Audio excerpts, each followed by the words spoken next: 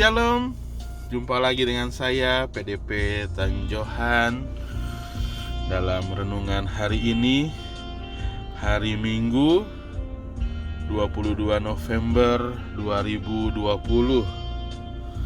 Ya, renungan yang akan saya bagikan terambil dari Ibrani 10 ayat 1 sampai dengan 18 di bawah judul perikop persembahan yang sempurna.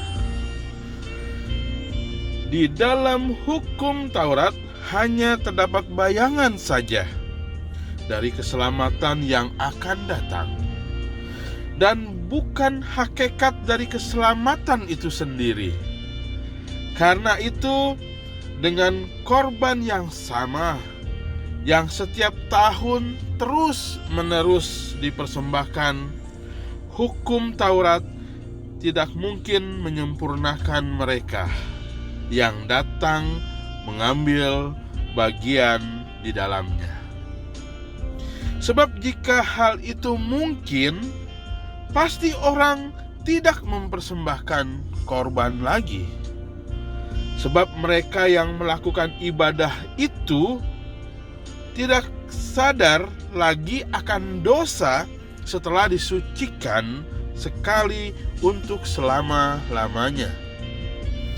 Tetapi justru oleh korban itu, setiap tahun orang diperingatkan akan adanya dosa.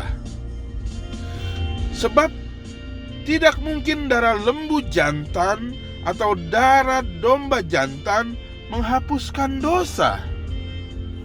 Karena itu ketika ia masuk ke dunia, ia berkata, "Korban dan persembahan tidak engkau kehendaki, tetapi engkau telah menyediakan tubuh bagiku.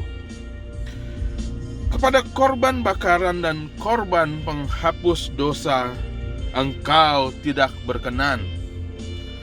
Lalu aku berkata, "Sungguh, aku datang. Dalam gulungan kitab ada tertulis tentang aku, untuk melakukan kehendak-Mu, ya Allahku." Di atas ia berkata, "Korban dan persembahan, korban bakaran dan korban penghapusan dosa tidak engkau kehendaki, dan engkau tidak berkenan kepadanya, meskipun dipersembahkan menurut hukum Taurat." Dan kemudian katanya, "Sungguh, aku datang untuk melakukan kehendak-Mu." Yang pertama ia hapuskan, supaya menegakkan yang kedua. Dan karena kehendaknya inilah kita telah dikuduskan satu kali untuk selama-lamanya oleh persembahan tubuh Yesus Kristus. Selanjutnya, setiap imam melakukan tiap-tiap hari pelayanannya dan berulang-ulang mempersembahkan korban yang sama sekali tidak dapat menghapuskan dosa.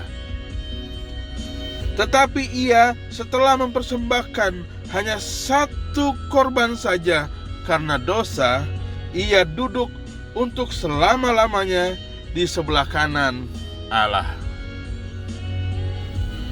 Dan sekarang ia hanya menanti saatnya di mana musuh-musuhnya akan dijadikan tumpuan kakinya.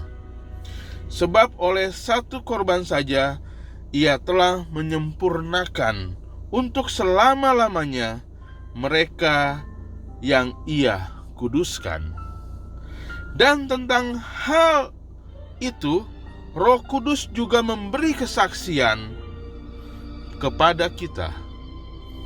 Sebab setelah ia berfirman, "Inilah perjanjian yang akan kuadakan dengan mereka." Sesudah waktu itu ia berfirman juga, "Aku akan menaruh hukumku di dalam hati mereka dan menuliskannya dalam akal budi mereka. Dan aku tidak lagi mengingat dosa-dosa dan kesalahan mereka. Jadi apabila untuk semuanya itu ada pengampunan, tidak perlu lagi dipersembahkan korban karena dosa. Amin. Demikianlah pemberitaan firman Tuhan. Dan renungan yang akan saya bagikan dengan judul Pengorbanan yang Unik. Natsnya diambil dari ayat yang ke-12 tadi. Tetapi ia setelah mempersembahkan hanya satu korban saja karena dosa, ia duduk untuk selama-lamanya di sebelah kanan Allah. Saudara-saudara yang terkasih, apa yang Anda pikirkan ketika mendengar kata pengorbanan? Kita mungkin menggunakan istilah itu saat melihat orang tua yang mengatur keuangan dengan ketat dan hanya memakai mobil butut agar dapat menyekolahkan anak-anak mereka hingga perguruan tinggi. Itu juga istilah yang tepat untuk menggambarkan tindakan yang tidak mementingkan diri sendiri dari seorang prajurit yang bersedia menjinakkan sebuah granat yang aktif, sekalipun beresiko mengalami ledakan untuk menyelamatkan jiwa teman-temannya. Namun, pengorbanan mulia seperti itu menjadi tidak berarti jika dibandingkan dengan pengorbanan Sang Juru Selamat bagi kita di atas kayu salib. Pengorbanannya sungguh unik.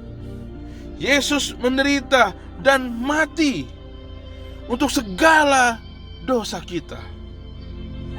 Dan bukan untuk dosa kita saja, tetapi juga untuk dosa seluruh dunia.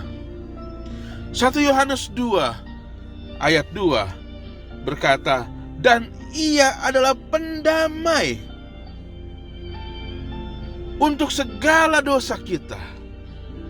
Dan bukan saja untuk dosa kita saja, tetapi juga untuk dosa seluruh dunia. Karena kematian dan kebangkitannya, semua orang yang menerima tawaran keselamatannya akan memperoleh pengampunan dan kehidupan kekal. Kita ingat ayat yang istimewa dari Yohanes 3 ayat 16, dikatakan, karena begitu besar kasih Allah akan dunia ini, sehingga ia mengaruniakan anaknya yang tunggal, supaya setiap orang yang percaya kepadanya tidak binasa, melainkan beroleh hidup kekal. Dalam kitab Ibrani pasal 10 ini yang kita baca, Alkitab berbicara tentang persembahan binatang pada zaman perjanjian lama dan membandingkannya dengan kematian Yesus. Ayat 4 menyatakan, sebab tidak mungkin darah lembu jantan atau darah domba jantan menghapuskan dosa. Semua pengorbanan tersebut menunjukkan pentingnya kematian Kristus. Pengorbanan Yesus Kristus yang menggantikan semua pengorbanan binatang itu menyediakan keselamatan penuh bagi semua orang yang percaya kepadanya. Haleluya! Bagi Juru Selamat yang mulia. Kesimpulannya, percaya bahwa Kristus telah mati itu adalah sejarah percaya percaya bahwa Dia mati bagi saya, itu adalah keselamatan. Ya, saudara-saudara yang terkasih, penting bagi kita untuk terus mengingat, merenung, bahkan menghidupi setiap firman Tuhan yang ada. Terlebih lagi, kita menyadari bahwa pengorbanan Kristus itulah yang membuat kita hidup dan diselamatkan. Tidak ada cara lain lagi. Apapun yang dikatakan, bahkan di dalam firman Tuhan, di dalam Alkitab sendiri, sekalipun di Perjanjian Lama Yesus belum turun sebagai manusia, tetapi dikatakan setelah di dalam Perjanjian Baru semuanya itu digenapkan, semua itu dibereskan, bahwa hanya dengan kematian Kristus kita diselamatkan. Kalau di Perjanjian Lama kita lihat begitu banyak korban bakaran yang dilakukan untuk penebusan dosa, untuk pengampunan, untuk pendamaian dan sebagainya. Tetapi itu sudah berlalu, dan saat ini sebagai orang percaya hanya satu keselamatan yang kita miliki, yaitu percaya dengan iman bahwa Kristus adalah Tuhan dan Juru Selamat. Oleh sebab itu, pegang terus iman percaya kita, karena hanya di dalam Dia kita diselamatkan. Dunia ini hanyalah sementara, hanya perlintasan, hanya persinggahan. Atau lebih tepatnya kita bilang ini sebagai hotel transit. Tetapi sesungguhnya kita semua sedang menunggu antrian untuk datang kepadanya ke dalam kekekalan. Itulah saatnya nanti. Apakah kita layak masuk ke dalam kerajaannya sebagai orang-orang yang percaya, orang-orang yang taat, orang-orang yang setia kepadanya. Amin. Tuhan Yesus memberkati kita semua. Shalom.